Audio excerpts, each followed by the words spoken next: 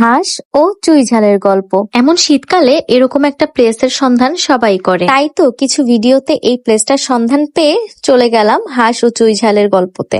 নদীর পাড়ে এই হোটেলটা দুইটা পার্টে বিভক্ত। এক সাইডে এরকম গাছপালা দিয়ে ভর্তি, আর নদীর তীরে বসে এরকম সুন্দর দৃশ্য উপভোগ করে খাওয়ার আনন্দ। আর আরেক সাইডে রয়েছে এন্ট্রেন্স এবং সুন্দর করে গুছিয়ে রাখা কিছু টেবিল চেয়ার। আমরা বেশ কয়েক মাস আগে গিয়েছিলাম, তো তখন ঠান্ডা পড়েনি, আর আমি হাঁসও খাই না, তো আমরা নিয়েছিলাম ইলিশ মাছ। এখানে আপনারা পদ্মার ইলিশ পাবেন আর বাছাই করে নেওয়ার সুযোগ রয়েছে। আমরা এই ইলিশ মাছটা নিয়েছিলাম, আমাদের প্রাইস পড়েছিল 1200 টাকা করে কেজি। এরপরে সুন্দর করে কেটে বেছে ধুয়ে তারপর আমাদেরকে ইলিশ মাছটা ভাজি করে দিল।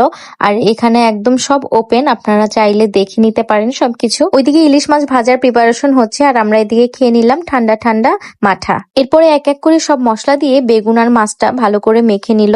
এবারে সরিষার তেল দিয়ে ইলিশ মাছ আর বেগুন গুলো মুচমুচো করে ভেজে নিবে। আর এই সম্পূর্ণ প্রসেসটাই হয়েছে আমাদের চোখের সামনে। ওইদিকে ইলিশ মাছ আর বেগুন ভাজা হচ্ছে, আর এদিকে ইলিশ মাছের লেজটা ভাজা হয়ে গেছে, এটাকে ভর্তা বানানো হচ্ছে। এছাড়াও রয়েছে পেঁয়াজ, টমেটো, শসা, মরিচ ভর্তা আর আচার দিয়ে দারুণ একটা সালাদ। আমাদের মাছ ভাজিটা হয়ে গেছে, মাছ ভাজির যে তেলটা ছিল ওইটাও আমাদেরকে সার্ভ করা হয়েছে। তার সাথে সাথে এখানে ভর্তা, সালাদ, মাছ ভাজি, বেগুন ভাজি, মরিচ।